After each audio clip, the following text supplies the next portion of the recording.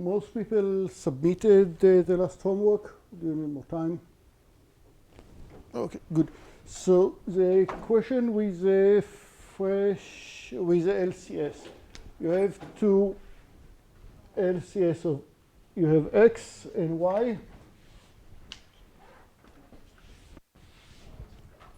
You're given x and y such that x equals y equals n.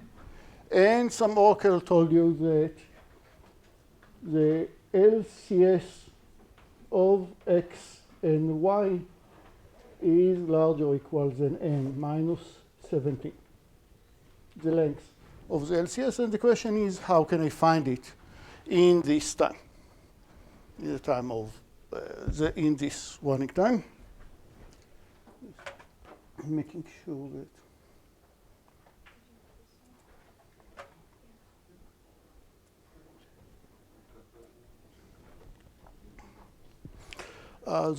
Zoom people, can you hear me? Sami?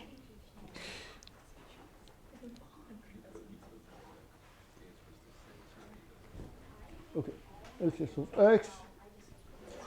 And let's change it for a moment that LCS of x larger or equal than n, exactly n, not x and y, as a warm-up. And I'm looking at the table that I'm generating for the LCS. So this is C of all the cells that I'm generating.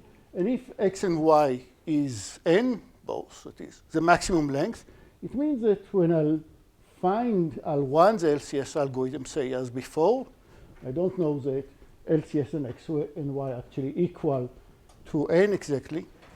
But then when I'm checking the last cell, of course, it tells me n. The lower left corner tells me it contains n. And when I reconstruct the path that leads from the source to n, you realize that the only movement that I do are going diagonally upward. Because we just said, hey, it's exactly a fit. You never missed a character. So obviously, I'm just filling up these cells. They are the only cells that will influence my path upward when I'll go up.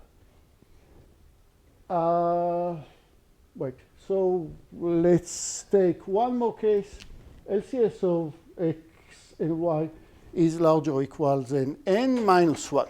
That is, they might be different, but only by one character that I might be missing. Maybe they are identical, maybe they are different. The two x and y are different by a single character. Again, I'll fill my LCS, my whole table.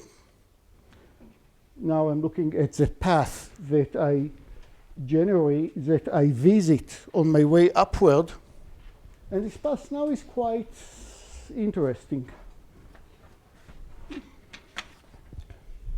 It mostly visits cells here along this diagonal, which we'll call the main diagonal.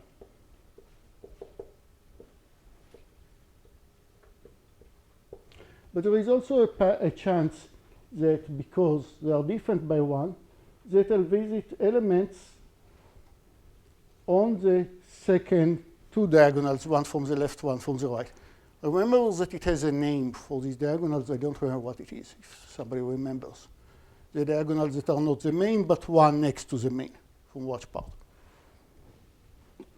What am I trying to say by visiting either the cell on the main path or cells which are just near the main path? I'm only visiting cells,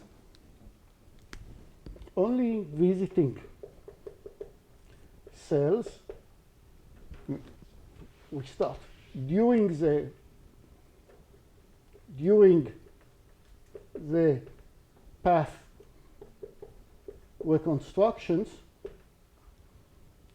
We only visit cells Cij for which I minus j is smaller or equal than 1.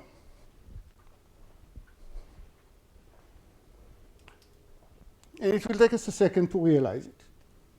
Right. If I minus j equals 0, then I'm exactly on the main diagonal. I minus j equal 1 is I'm on the main diagonal or one cell to the side. How come? What am I trying to convince you? Let's think about this cell, which would be, say, C30, 20. Let's say that my path going through cell C of 30, 20. It will mean that during the reconstruction, if we use the cell C of 20, 3, it means a part of our matching, a part of the LCS,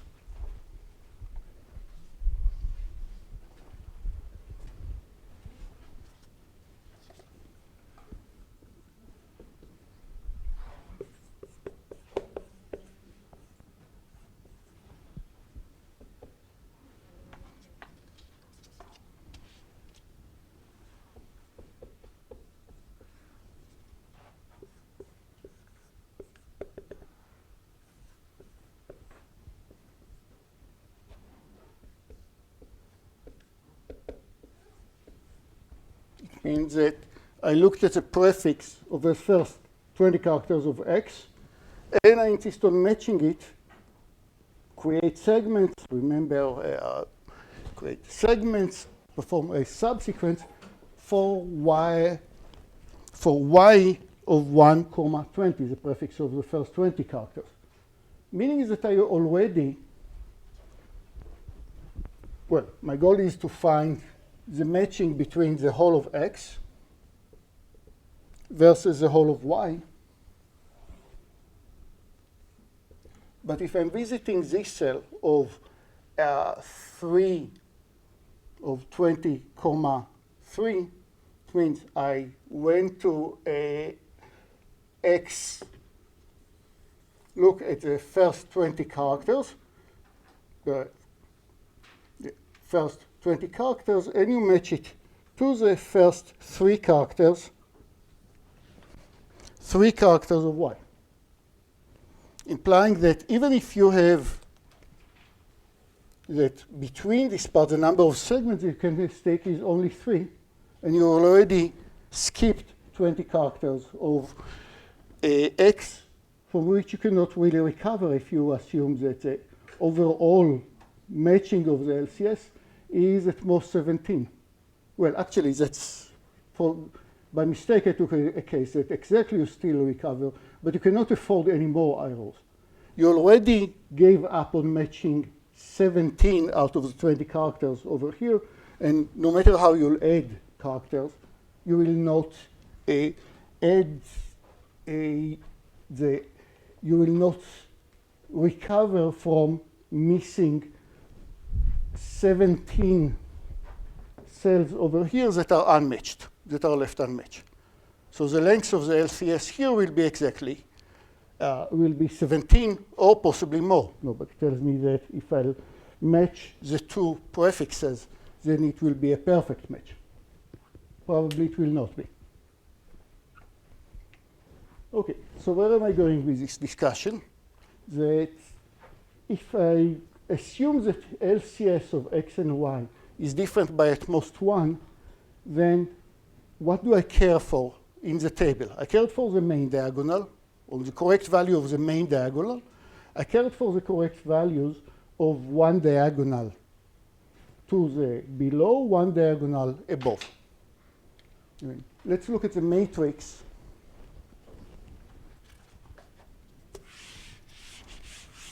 And people might have reached the same solution, but with different justification. I don't have any monopoly on explaining it just in the right way. Let's look at C, the table C, as consists of the main diagonal, one diagonal from each side, another diagonal from each side, another diagonal from each side, and so on all the way until the nth diagonals. And now I covered all my matrix.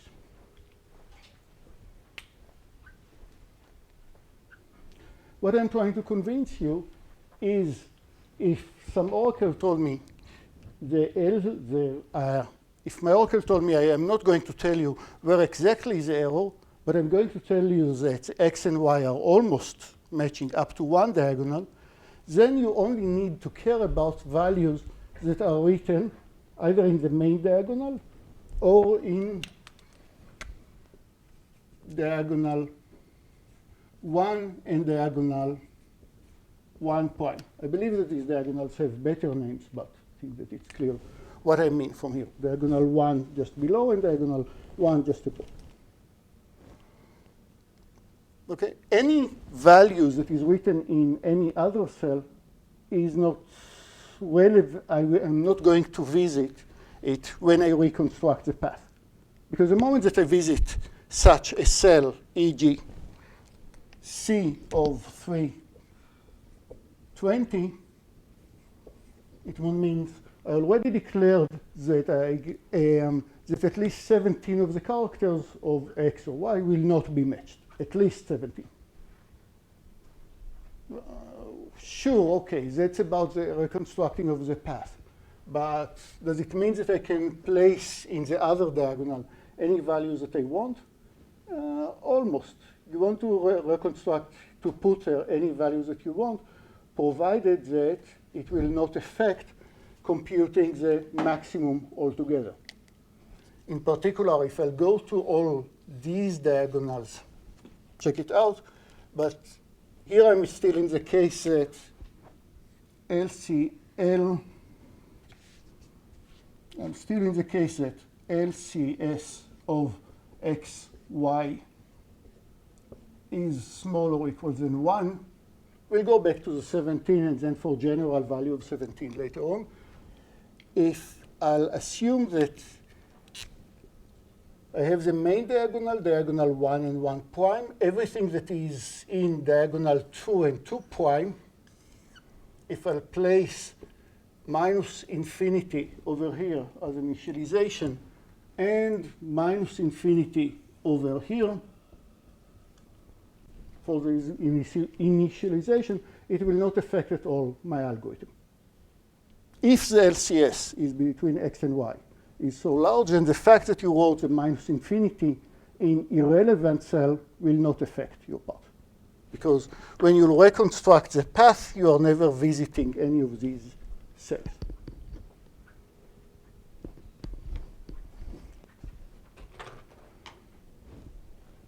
Okay, so far I just save some of the working time, but I'm still in the n square because I still have n square many cells.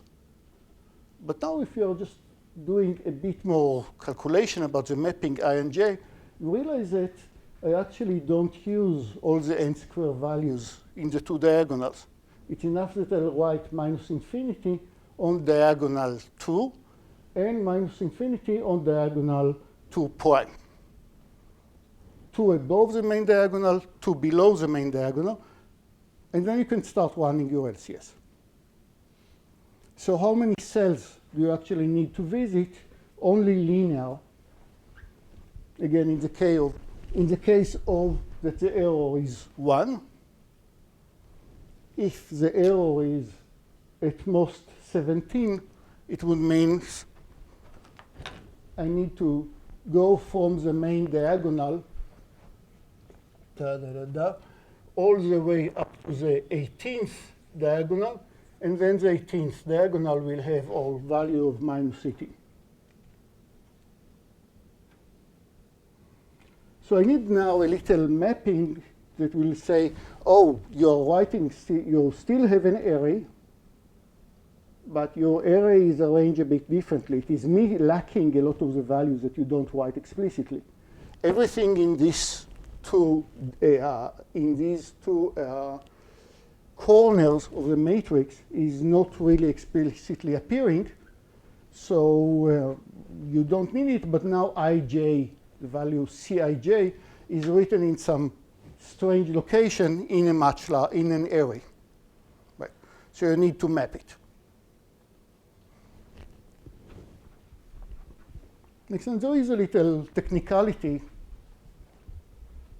Nothing interesting. There is a little technicality that would say, if my whole matrix consists of the following values: 1, 2, 3, 4, 5, 6, 7, 8, 9, 10, 11, 12, 13, 14, and so on, where this is my main diagonal, and these are the two diagonals over there. This is how possibly my values appears in the new array that I'm creating. So that they'll appear as 1, 2, 3, 4, 5, 6, 7, 8. So you need to know that cell 11 refer to actually cell, what is this? 1, 2, 3. 1, 2, 3, 4. Cell 11 appears as a third one in cell 4. So it is cell 4, row 4, and this will be 4 plus 1. How to map this pair of indices to an index in this one part. That's a bit technicalities that if you didn't pay attention to it, it's fine. Just once you implement it, you do need to pay attention. But the key point is that there is a big chunk of the matrix that you don't need to visit.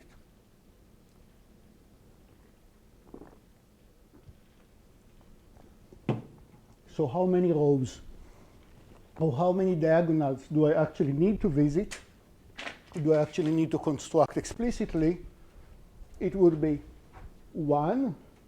In the case of k equal 1, it would be only 3 of them, right? The main diagonal, the one above and one below, and I'll create, to be sure, just to make the init easier, another one diagonal above, one diagonal below, so k plus 1 below, one diagonal above, k plus 1 above, put the minus infinity in them. So altogether I spend how many diagonals? N elements per diagonal, a bit less for some of them, n times 2, because I'm going both up and down, times k plus 1, where k is the maximum error that I'm using. K is the 17, which is order n. A bit cheating, because it's the 17 vanished inside the big O.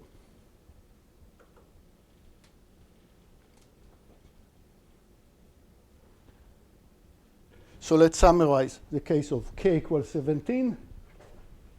Imagine the matrix as usual. Map elements of the matrix, namely elements that are near the diagonal, k steps away from the diagonal. Map them into a one-dimensional array. And in this one-dimensional array, maybe I should write it. The elements that appeared in this one-dimensional array would be 1, 2, 3, 4, 5, 6, 7, 8. That's how I mapped indices from this array into this array, where here I have 3 elements, 3, 3, 3, with some strange thing that happens in the first 3, just near the corners, easily to fix. So once again, mapped this one-dimensional array into a two-dimensional matrix, but you only store actually elements that are either on the main diagonal or at least k steps above or below. presumably that's not the only way that you can map cells from the IJ into a one-dimensional array. There is various different ways. And initialized it by placing minus infinity along the two diagonals to the left and to the right, that if you're using a LCS where you're trying to maximize the matching, then you'll initialize to be minus infinity for the two extreme left and right diagonal. If you are using it for the edit distance, where you're trying to find as many as possible, then you'll initialize it to be infinity. It is not to take any values from there. Right, because in edit distance, I'm trying to minimize, so I don't want to use a minus infinity. I'll instead fill it to be infinity. And from this moment where you are just running the LCS as normal, in the obvious way. Okay, now you believe that through the mapping you just have a normal matrix, and you're running LCS, with one caveat, that the main loop of the LCS,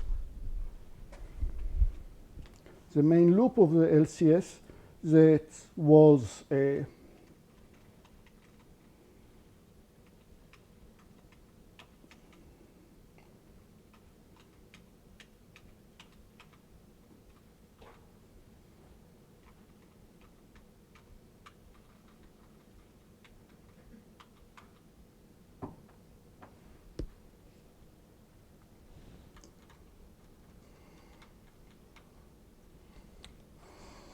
the main loop of the LCS, that before and once for I goes from 1 to n and for j goes from 1 to n. Here I'll just do from I replace this line by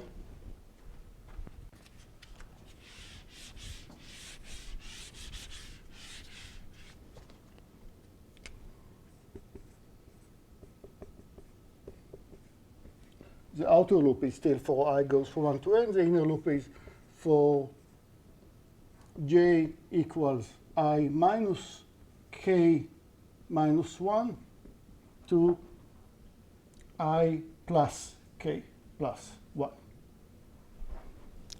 Actually, I don't need the plus 1, sorry, the minus 1 and the plus 1.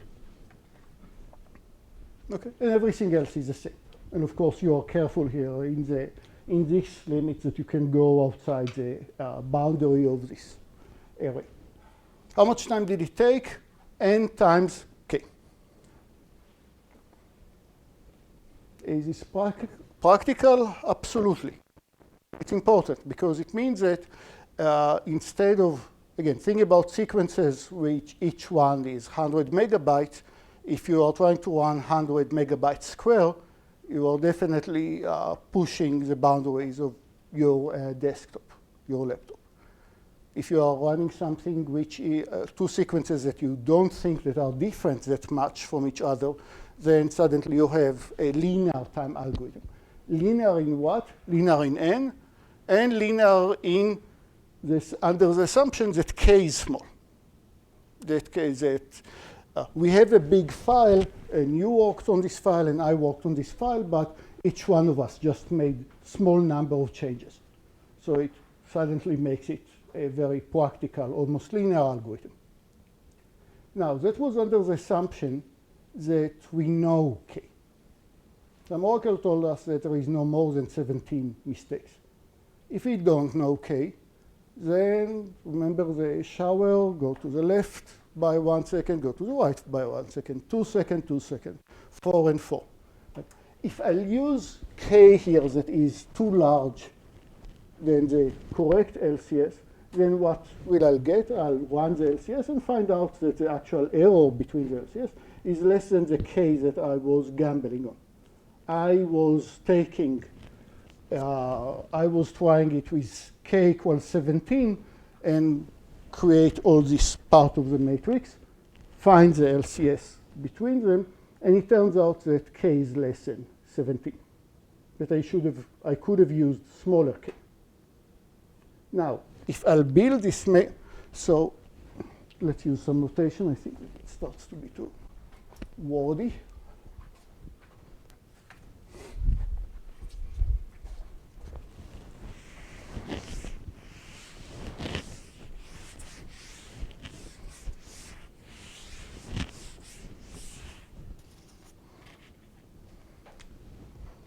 So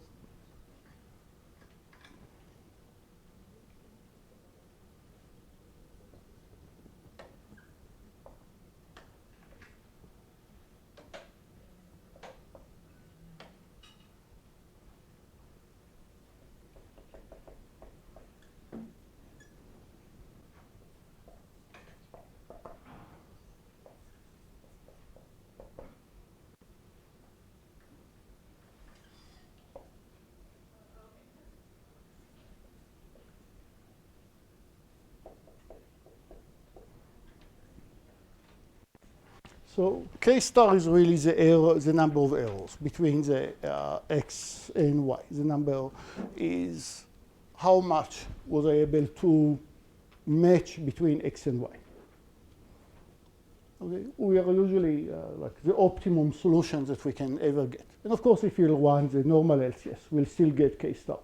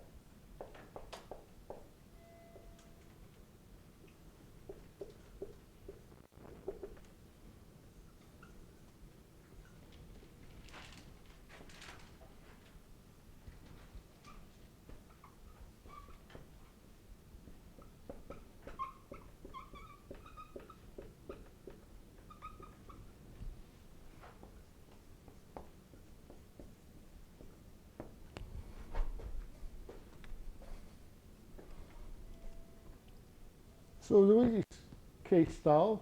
A simpler way to think about this k star is, let's say, run the same algorithm, but now for the eddy distance, and then k star is just the actual eddy distance between x and y. Now, the very same trick will help us of just working on diagonal of the matrix. The very same trick will help us also in the Frechet, will help us also in the eddy distance, dynamic time warping, all of them. The moment that I told you that you don't need to worry about locations of I and j that are too far away from each other, right?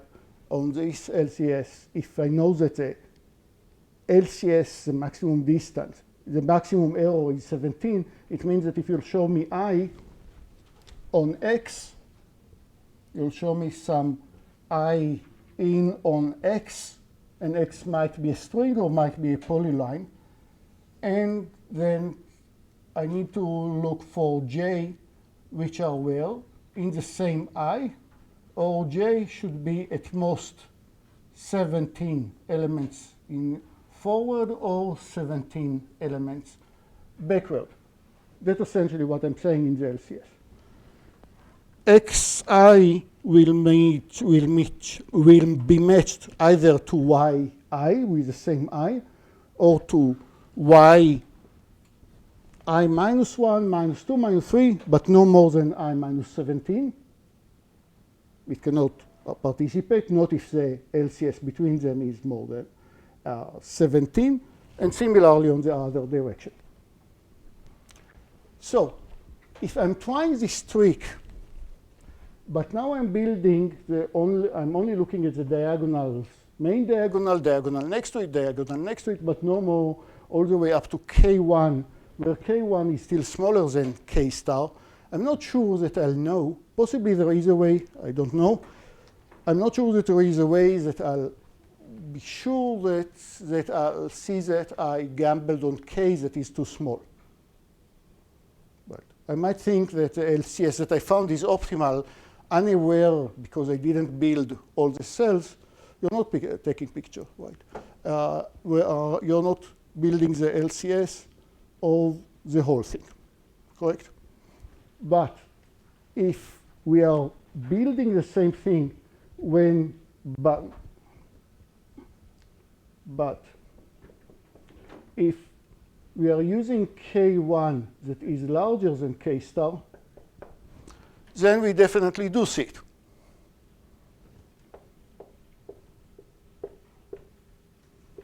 We're running the LCS on this portion of the matrix that does work for us, and we do see that the LCS between them, between x and y using this matrix, is smaller than K1. So what are we doing? We are doubling K, 1, 2, 4, etc., all the way up to until we see that we overshoot with K. And then bring us back to the tap. What you are looking at, you're building K1 rows where K equal 2, 4, 8, 16 overall. And you think about the overall running time that you invest up to this, and it would be exactly what you need. Right. That brings us back to homework 1. I'm not going to repeat it. You are doing no more than n times K work altogether.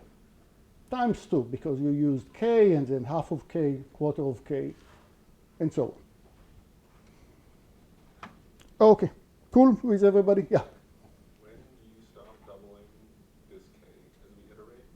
Don't you have to check the entire, don't you have to check max K? The moment that I saw that, I created in this strip of K lines, in this region of 2K plus 1 many rows, I look at the optimal path, and it's completely inside this strip. Don't even approach the boundary of the strip. Then you found a match with at most K errors, even possibly less than K errors, and then you're saying, I don't need to double it. If I'll double it, I will not generate more errors by doubling it even further. So presumably I can solve it even if K is exactly the right motion, and if K is too small, I can find it to be on the safe side. When I implemented it, I just went until I was sure that I overshoot K. Right. Because if I already everybody, it was a good question. How do I know that I overshoot, that I took K that is too large? Because I found a way to reconstruct the LCS by using only the cells over here, meaning that I used at most K errors, and by doubling the matrix, I would not get fewer errors. OK. So I thought that that was the trickier but good part of the LCS. Now,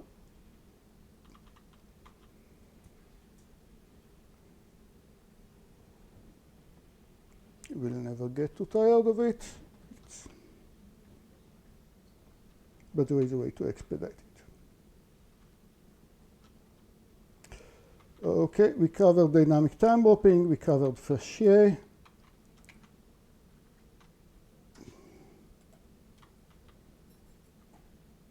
Maybe I will get tired of it.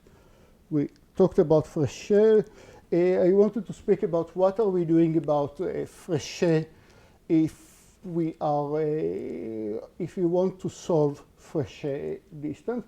Now I have two polygonal paths, P and Q, and I want to find a schedule of the person and the dog, just as before, so that the length of the leash between them is no more than epsilon.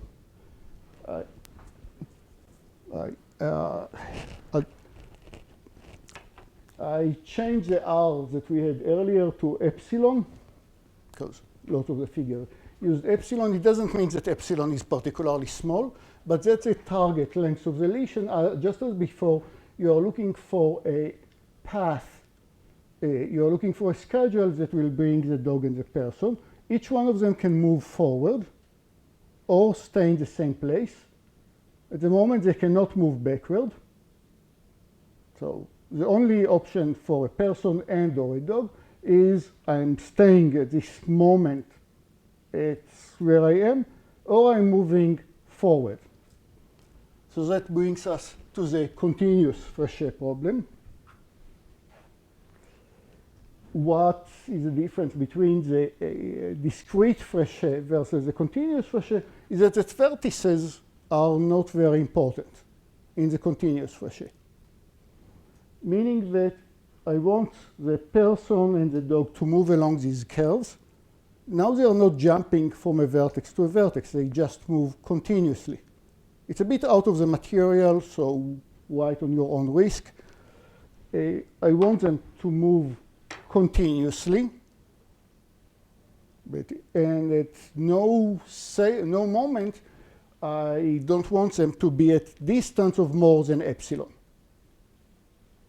And just like in the discrete part, I'm looking for a schedule, but now it's continuous schedule that says here now the dog moves fast, now the person moves fast. To remind you the classical example that we had earlier.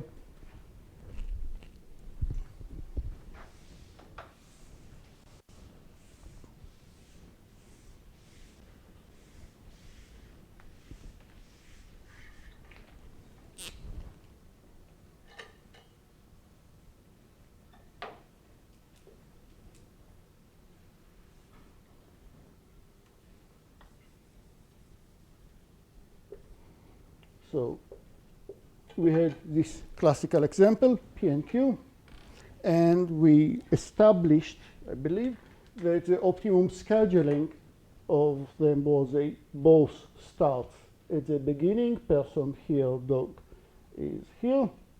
Both starts over here, jump to the first vertex, the dog waits while the person jumps from vertex to vertex until the last vertex. Then they both jump to this location, and now the person is the one that waits as the dog jumps, and so on until they continue over here. Okay, so we want something similar in the continuous part, but the person doesn't have to stop completely. Maybe it just moves very slowly. So how do I find such a function? It's a cool trick, so I'll show you. We are building something coming from robotics called the free space diagram. So I take the curve capital Q, that I missed letters, I should have switched a letter. Think about capital Q, and it has some length. Let's normalize the length of the whole path of Q to B1, and I'll write it as the x coordinate. So the x coordinate of my diagram will be all the points of Q kind of along the curve. And how do I know what the coordinate? I'll just ask for if I'm at point 0.7, it means that this point is 0.7 from the beginning of the curve. That would be the x coordinate. I'll take the other curve P and I'll place it as a y coordinate. So every point of y, how do I parameterize it? I'll think about what is the total distance on y, normalize it so the maximum distance. When I'm here, I'm at the end of P. The highest point will be the end point, the right end point of P. 0, 0 will be I'm at the starting of P. And by doing so, every pair PQ, every pair of locations along the curve, vertices or not, corresponds to one point on the xy plane. Again, every point on the xy plane has an x coordinate that specifies where am I along Q, and has a y coordinate that specifies where am I along P. clear to everybody how every point here corresponds to a pair of person dog along their two curves.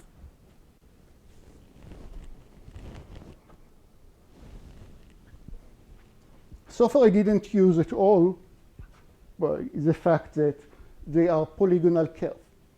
Now I take one of the curves of, let's call it SI, and SI, which would be a curve of a segment,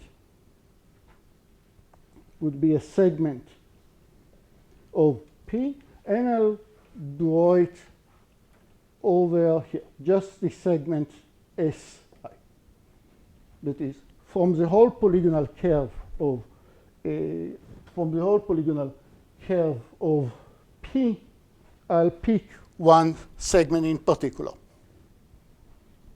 And similarly, I'll pick one segment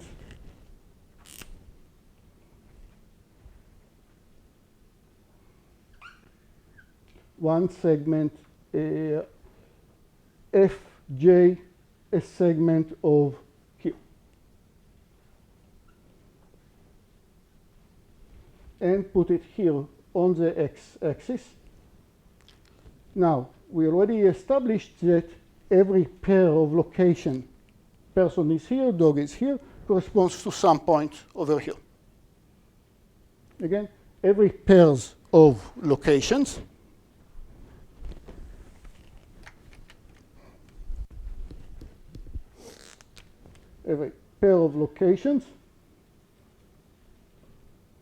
corresponds to one point in the xy plane.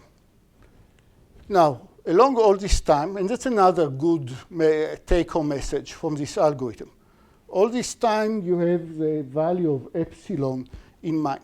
It's one of the examples of these problems that it's much harder to find at the same time what's the schedule and what's the minimum length of the leash. That's why we break it, and you'll see many examples of it. That's why we break it into assuming that epsilon is given to us.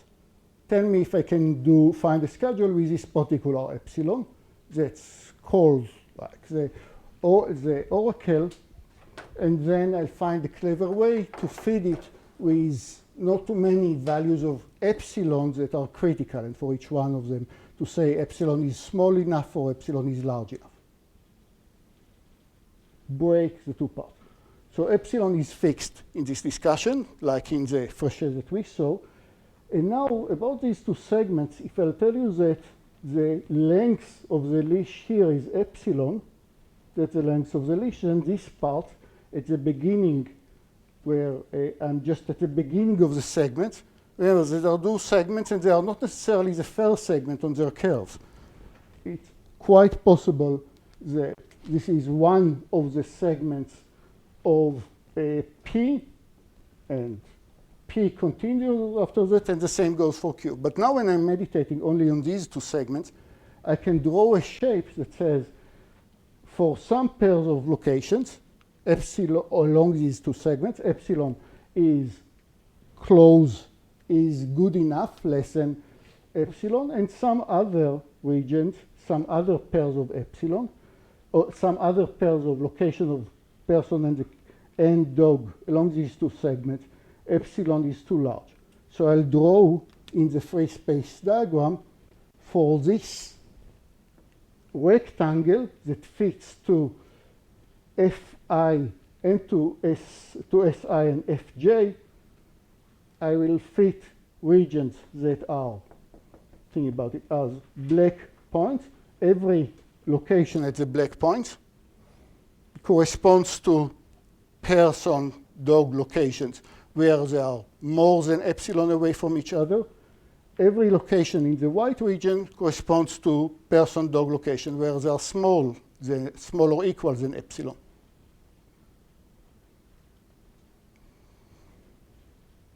And this takes order 1 for pair of segments.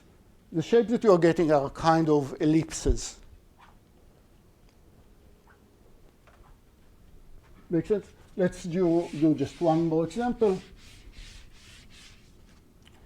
If this is Si this would be fj, and the length of the leash is something like this. This is epsilon. Then you see that only when I'm at the end of Si, only when I'm at the end of Si, maybe somewhere over here, then I can get with the leash to sum of the points of Sj. So you'll see that for this region, everything will be in the black region except of at the end of Si, when I'm here, you see some interval in green on the yi, and as I'm moving with Si further and further, this region becoming smaller and smaller, the region of Si, and everything else beside it would be shaded, would be black. Every other pair of points where the person and the dog are not somewhere here suggests that the distance is too large. Okay, so for every such rectangle, I defined the white regions, the allowable region inside it. Now I only put all these regions next to each other, the white order, the segments of P, the segments of Q, and I'm looking for a path. In this case, it's from the lower left corner to the upper right corner that only uses points that are in the white space. White space meaning the length of the leash is less than epsilon. If you can find a path from here to here in the white region, then you have a continuous motion of the dog and the person, which is allowable. You're not using the length of the leash more than needed. Cool, so it's still n² time algorithm.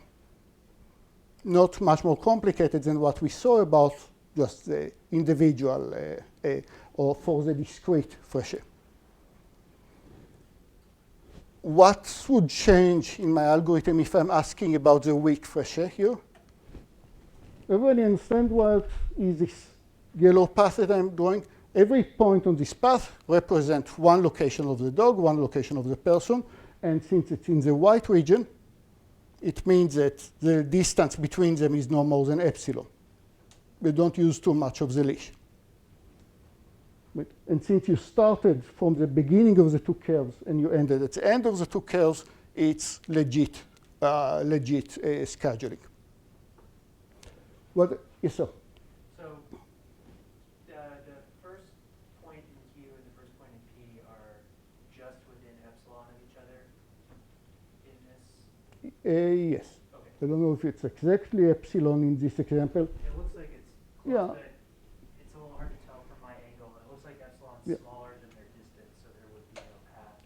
But I think that this epsilon, yeah, this epsilon, it's, yeah, they're fine here and they're fine here at the beginning, at the end. Okay, so it's still n² to traverse it, even though now it's kind of ellipses that you glue together to see if you can find a path. So it's walking on algebraic curves, but they are only conic algebraic curves. And you create all these algebraic curves and ask connectivity inside them. Can you find such a path? Because, again, how did I do it? How did I create this white curve? I took every segment of one of the curve, every segment of the other curve, create the rectangle that they define, voila, and create it. How does a weak Frechet distance work here? Weak means that the dog or the person can move backward. First, why do I want to allow them to do? Does it really add any more power if I allow them to move backward? Yeah. Sometimes I give it as a homework, but here is P. And here is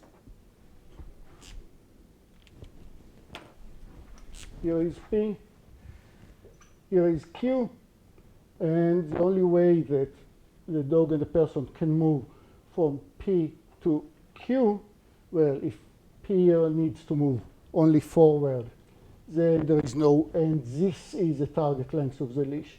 It's hopeless, of course, but if I allow you to move backwards along Q, then you need to move 1, 2, 3 times along Q until you get to the end condition, to the end position. What's the difference in my curve about strong flashes that are only moving monotonically forward or stopping versus weak flashes that are also allowed to move backward?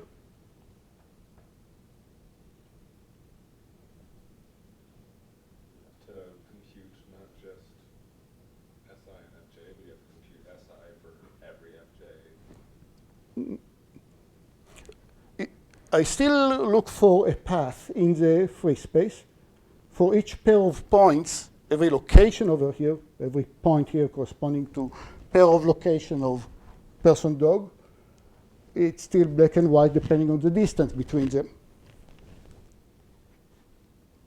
But something about the, but I think that you got it in the right direction. Something about the path that I find altogether.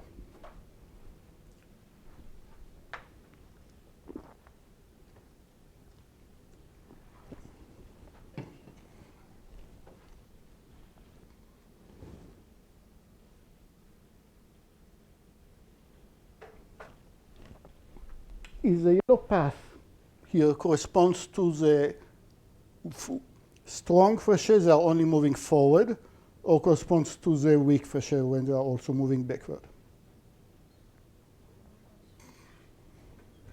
Here, I start over here and go either vertically up or horizontally down to the right, or diagonally, meaning that the person and the dog at least don't go backward. If I allow them to move backward, all I allow them to do is just to, for this path, I still need to ask for connectivity from here to here. Can I get from this point to this point while being only in the white region, in the allowable region? However, my path can move anywhere it wants. It doesn't have to be monotonic. Right. Wait, I missed a slide. Sorry. Yeah, let's skip the slide. I want to show you another way to think about the Frechet problem. It's not really another way to think about the Frechet, or the eddy distance, or the LCS, or the dynamic time open. But let's think about the Frechet. Frechet, once again, we are in the discrete case. Discrete case would mean I measure the distances between the dog and the person only on vertices.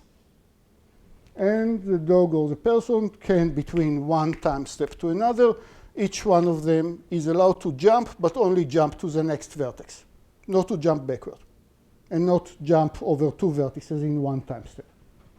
And the rule is that in every time step, either the dog jumps or the man jumps or both jumps. So we saw how to solve it using a matrix, which was similar to the matrix that we played with in the LCS. Here's another way to look at the very same problem. I will create, instead of the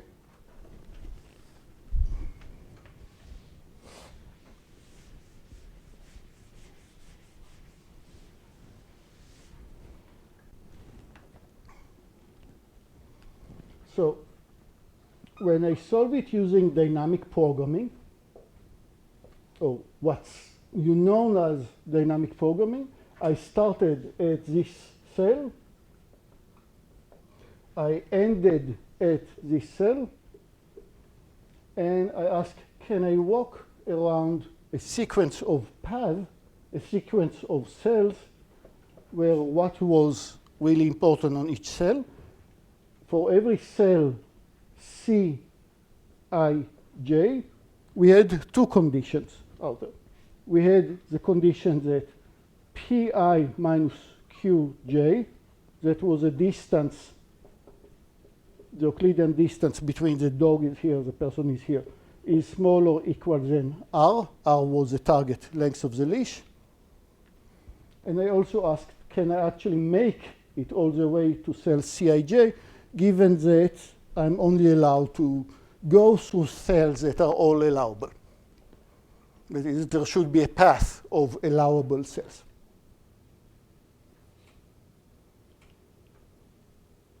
I can also ask for every cell, is this black or white, depending on whether the length of the leash between these two locations is more or less than R. And just ask either a path that goes through allowable cells. It would have resulted in a very similar approach. But I want also to show you that I can do the same thing, but now call it not a table. I'll call it a graph. How do I do it? I'll define a graph, V. Who are the vertices of this graph? It has n square vertices. This graph has n square vertices, such that Pi and Qj are vertices of P and Q. So essentially, I took the table of the matrix and made a graph out of it. Every node of this graph corresponds to one location of the person, one location of the dog. Ij means person and dog are in I and j correspondingly. Now, I need to create edges of this graph. I'll make this graph connected for the strong crochet.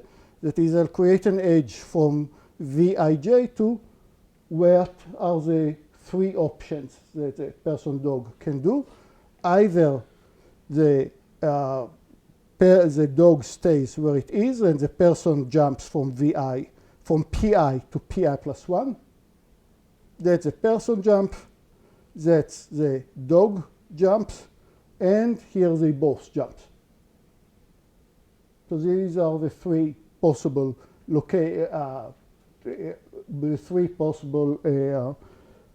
moving from one state to another legit state. How many edges, how many vertices do I have? N square. How many edges do I have? Well, think about it. From every vertex, the most edges that leaves a vertex are 3. Maximum number of edges that leaves Vij is only 3 edges per vertex, so there are n square many edges altogether. Now I give every vertex a color. I'll say that the vertex is blue if it represents location of dog and person and dog, for which a leash between them is less than R. Otherwise, the vertex is red.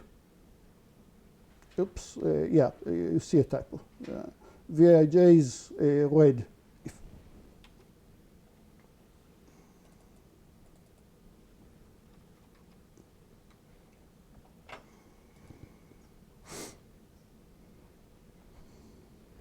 And what are we looking for in the old schedule? Find a path from V11 to Vnn.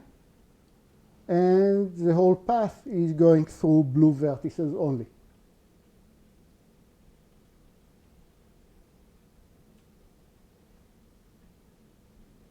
Okay, so now it's just becoming equations that you can solve using BFS, DFS. Anything that just explore a graph will tell you either a path over there or not.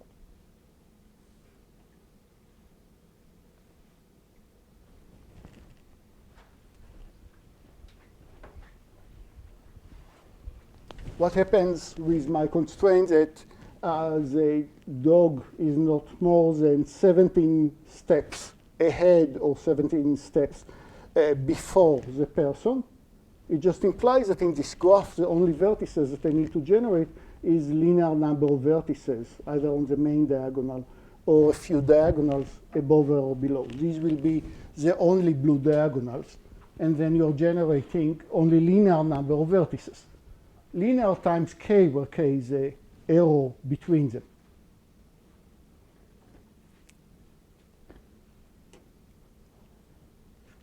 Okay, so you see the Dijkstra, that connectivity in graphs and the dynamic programming are very much the same problem, just call them differently. Here I did it for the fresh air. I could have do something similar if I use the edit distance or use the dynamic time warping. Dynamic time sums up values per every vertex, sum up the length of the leash.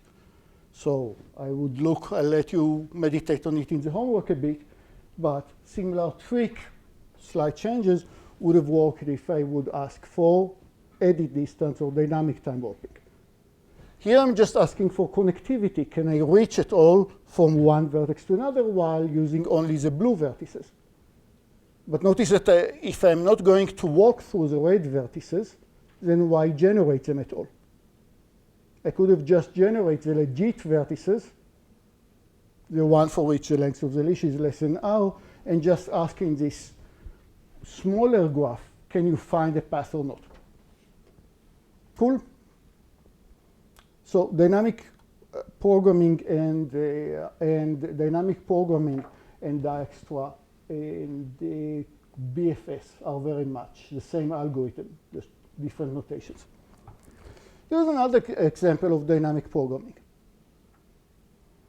So I want to prepare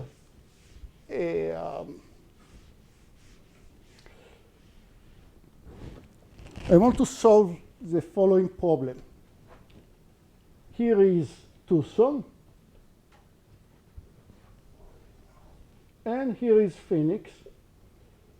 And I'll assume at the moment that there is one road, I-10, connecting between them.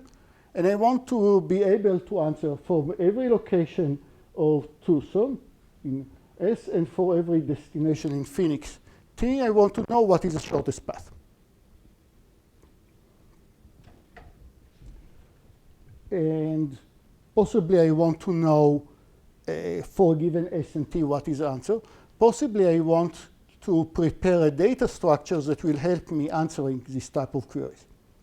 And right now on the whiteboard there is only one road connecting S and T. Because I want to show you how we are using more ideas from dynamic programming while we are solving this question of moving from Tucson to Phoenix.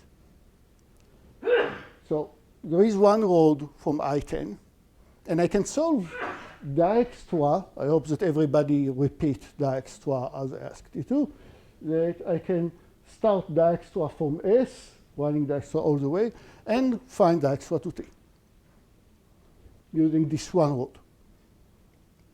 Or I can say, let's pick one point, say Picacho pick, somewhere on the middle of I-10 between Tucson and Phoenix. And what I'll compute instead is I'll run Dijkstra twice. I'll run Dijkstra from S. What is the quickest way to reach Picacho peak?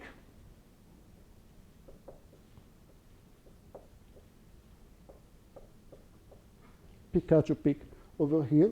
And I'll run Dijkstra once again from Picacho peak of, now I'll reverse the direction of the arrow, assuming that edges not be symmetric, maybe the distance. One curve have 3 lanes, the other direction has 2 lanes, whatever.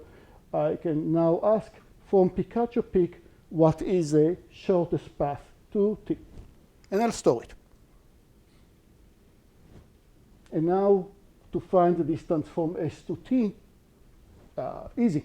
Just solve two Dijkstra problems, but now they are on much smaller graphs. But now it's a graph only in Phoenix or only in Tucson, but I never have the graph that is a union of the two sets. So far, this exercise doesn't look too powerful. But maybe already to show you that this idea is powerful is let's solve the following problem.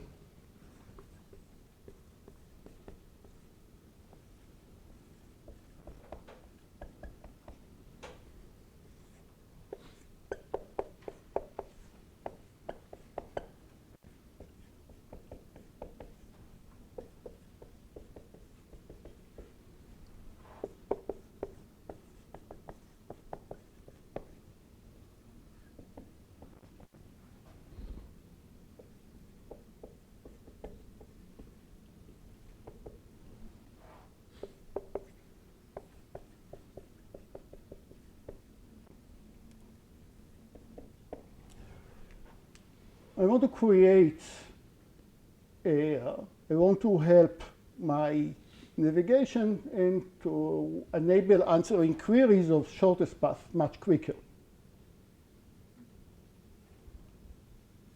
So much quicker than what? I don't want to prepare to run every time that I have a pair of addresses, one in Tucson, one in Phoenix. I don't want to prepare to run Dijkstra or the whole graph that contains a union of Phoenix and Tucson. Instead, what I'll do, if I want a matrix that contains all the pairs of distances from every pi to every pj, every source and destination, what I can do if there is only one road between Tucson and Phoenix is to ask once again, solution, create two one-dimensional arrays.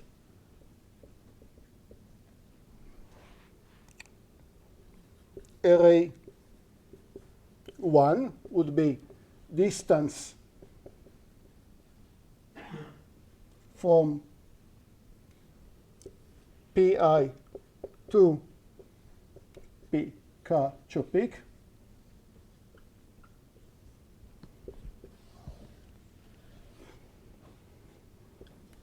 P1, P2, P3, all the way up to Pn, where this is a number of places in Phoenix. Again, for every point of Phoenix, tell me what is the distance to Picacho peak. Again, under the assumption that Picacho peak is the only way that I can, is the only road that I'll use. And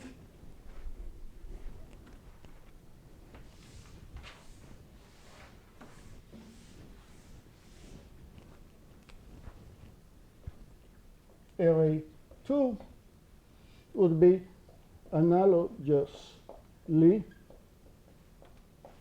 for distances from, here I took, oh, sorry, and here I'll say pi in Tucson.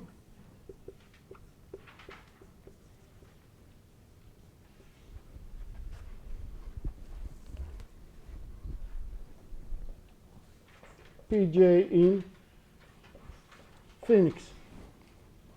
Again, only what's the distance to Picacho peak.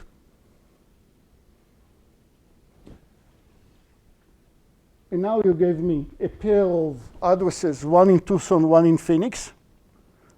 Again, I'm only limited to item. How do I do it? I'm saying you must go for Picacho peak. So let's find from the first array what is the distance from you to Picacho peak, and from the second array, what is the distance from Picacho peak to your final destination. So two arrays instead of two-dimensional matrices.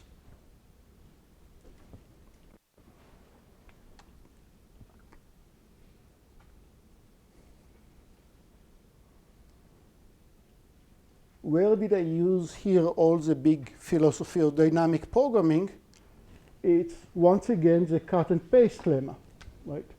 Why does the whole thing work? Because if you're asking what is the shortest path from pi to pj, and you're asking, out of all the shortest path from Pi to Pj, if I just want to go to Picacho peak here in the middle of the road, what will I do?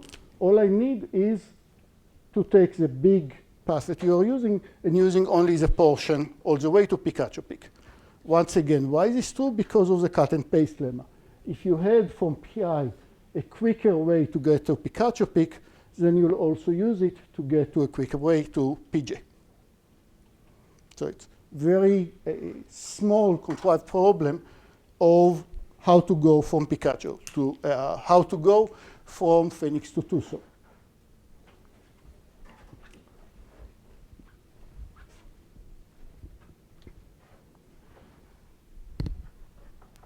So, and this is extremely useful and powerful idea. Let's slightly increase the scope of the problem. Actually, there are two roads from Tucson to Phoenix, I-60 and I-10.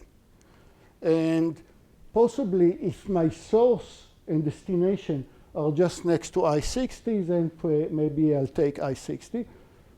If my source and destination are next to I-10, then probably I'll take I-10, and there is various other combination. Where do I use the same ideas of dynamic programming? That now to ask which of the two paths will I pick? Well, from a place to Tucson, I'll ask what is the distance to Picacho peak and what is the distance to the middle of I-10. Similarly, from Phoenix, I'll ask what is the distances to this point and this point. It feels, well, it's more than the 1 point that we earlier had, but now it's only 2 points versus all the addresses in Tucson. Much smaller scope. And what will be the optimum solution? How do I know which is the optimum path? I'll compare this distance and this distance for my source and destination, comparing to this distance plus this distance versus the other path, and pick the better out of the two. Okay, so it's very natural to extend it into two problems, into two paths from one path that connect them. So here I assume that there is only one way to go to Tucson. If into Tucson there are just several main roads that arrives to Tucson, several interstates that arrives to Tucson, I can ask the same trick by specifying what is the distance to the entrance points of Tucson. And since there is only very few places at which interstates connect to Tucson, it's still a very practical way to solve shortest path. Just ask out of this gateway location, what is the shortest path that leads to the gateways? Let's see how do I push this idea even further? How do I actually solve Dijkstra on a really, really large graph? So not always, but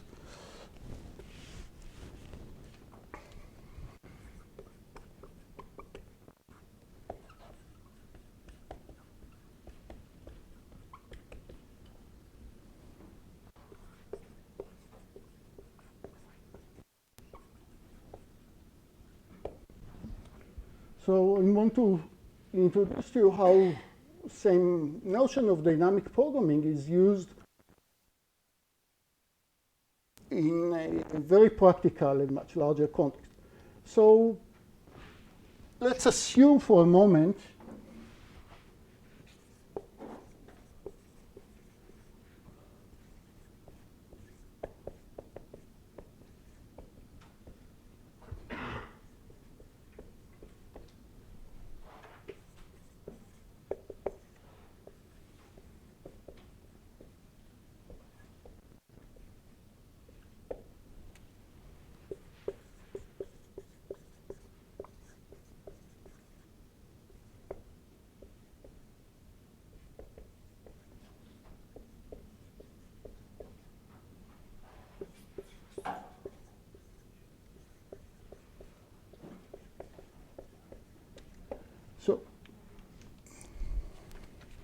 so I'm leaving the material. I'm way beyond the material in the book now, but I think that being grads and power and how powerful this method is, it works traveling it. And the method that I'm going to show you works in practice for a lot of graphs that are non-planar, but I'll demonstrate it on planar graphs. So planar graphs is actually, a graph is an abstract creature, and it's embedding, how do I draw it on the plane? And let's wave it under the carpet. Planar graph is something that I do already.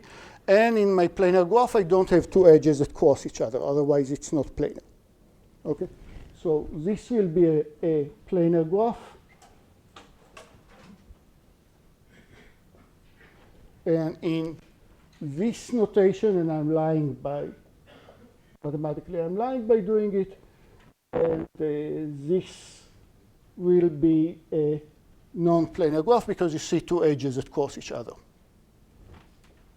This graph has 4 vertices, v1, v2, v3, v4, and I'll call this graph non-planar. I'm a bit lying because you can draw this graph differently where this edge don't cross each other. So I'm talking here about I'm making a salad between what is the embedding of the graph versus the graph as an abstract part. So what I'm actually, if you want to correct me, what I'm actually describing is a plane graph, graphs that are given together with their embedding and no edge cross each other. Hopefully, so all my graphs are nice and legit, no edge cross each other, and a theorem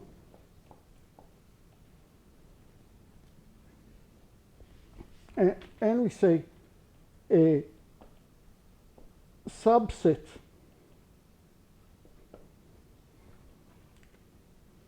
a subset S of V is a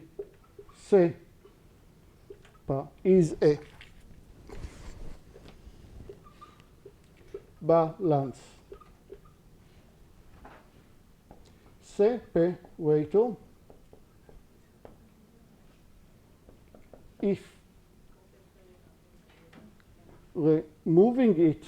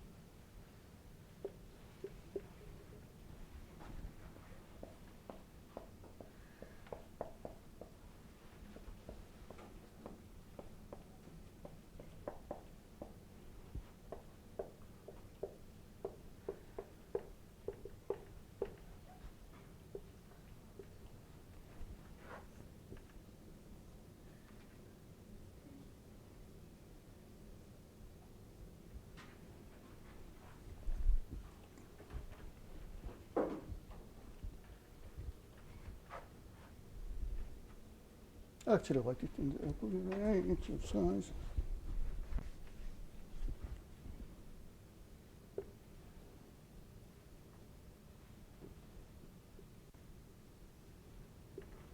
So, very, very important, very basic, beginning of many practical algorithms, a subset of the vertices, I'll call it a balance separator of this graph.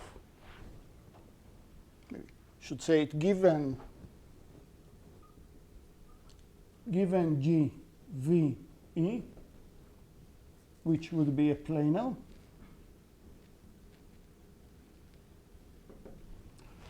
And a subset of the vertices, S for separator, is a balance separator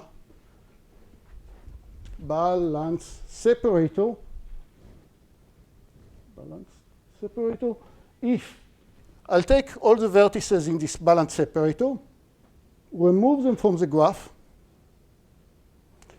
and if there are any edges that are connecting to them, I'll remove them as well.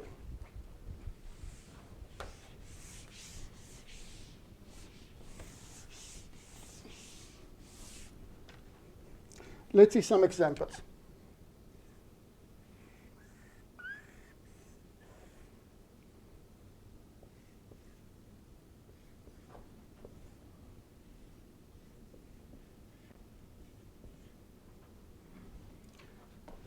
Here is my graph.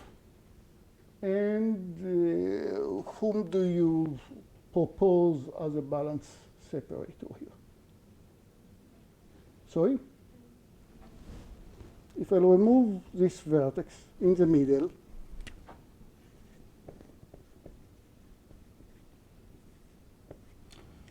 what happened to my whole graph? I'll remove this vertex, doesn't exist anymore. Here is one piece of the graph, here is another piece of the graph. And when I remove this vertex, I also removed all the edges that touches this vertex.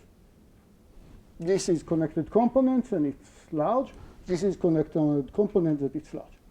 Both of them are about half, so they are less than third of actually, well, yeah, both of them are half the graph, so less than 2/3 of the graph.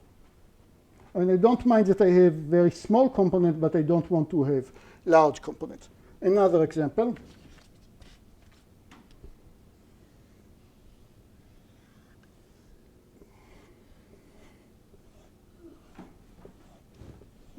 Really?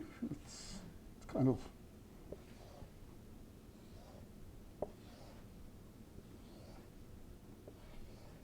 So here is my graph. The vertices are all the intersection points. Vertices are all the intersection points. An edge connects these two intersection points, or these two intersection points. It's called grid graph, obviously. And please show me a balance separator here.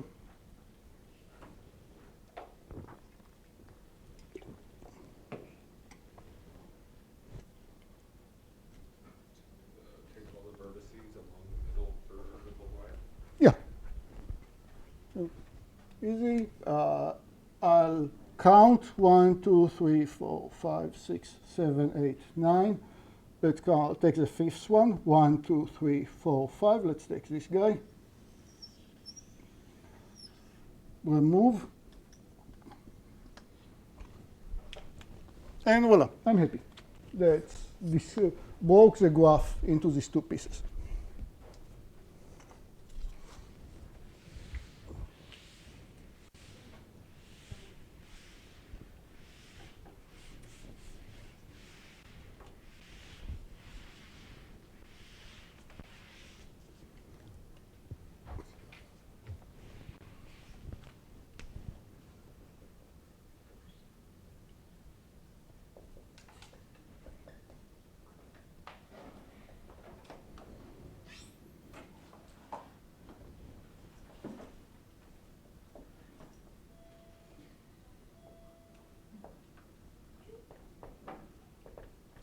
Also in the 70s, Tarjan, I think Slater was the other author, Tarjan was definitely one of them, discovered that every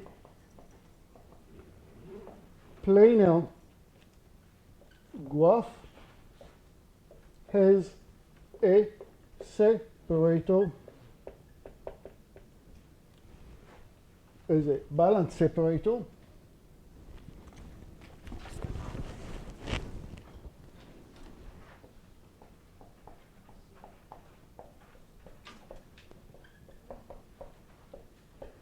with square root n, no more than square root n vertices. As usual, n is the number of vertices.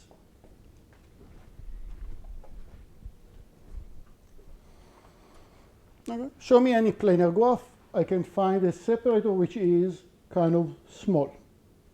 The number of vertices on the separator itself is square root n, and once I'll remove it, I'll break the graph into two pieces. Each one is relatively large. It is. Let's think about the example of the grid graph. In the grid graph, we have about square root n times square root n many vertices. If I want n vertices in this grid graph, the separator that was just proposed uses square root n many vertices, just the ones here in the middle. And by doing so, I broke the graph into two pieces. Now, having a small separator, so by the way, this example also shows you that the square root n that Tarjan and Slater found is pretty much the optimum. Right? This is an example that you cannot find a separator that will be less than square root n. If you want it to be balanced, you break it into two big differences, big components. Why is this so important for our case, for dynamic programming, for example? Because there are various algorithms that will tell you that many realistic graphs, even if it's not planar, they have still small separator. Great, that's fine. And, okay, am I 15 minutes over? Okay, I'm sorry, it was, time's running when I'm having fun. If you're here, 3 more seconds, and I'll repeat it next time. Here is my graph. Here is my separator. It has, there are not too many vertices on the separator. I want to compute the distances from S to T. Enormous graph. How do I do it? The separator is much smaller. Compute the distance to every vertex of the separator. Compute the distance from every vertex of the separators to T. That's the only way that you can break the n square running time of Dijkstra, or n square time Dijkstra, into much smaller pieces. But wait, the left side is also pretty large. It's n half instead of n, but it's still quite large. How do we solve it? Find the separator recursively on each piece. And because now the graph is only half its size, then you'll only find log n levels of separator until you slash it into really tiny pieces. And that's how you actually solve Dijkstra on really large graphs using the separators. Guys, I apologize on the time. Yeah. Thank you.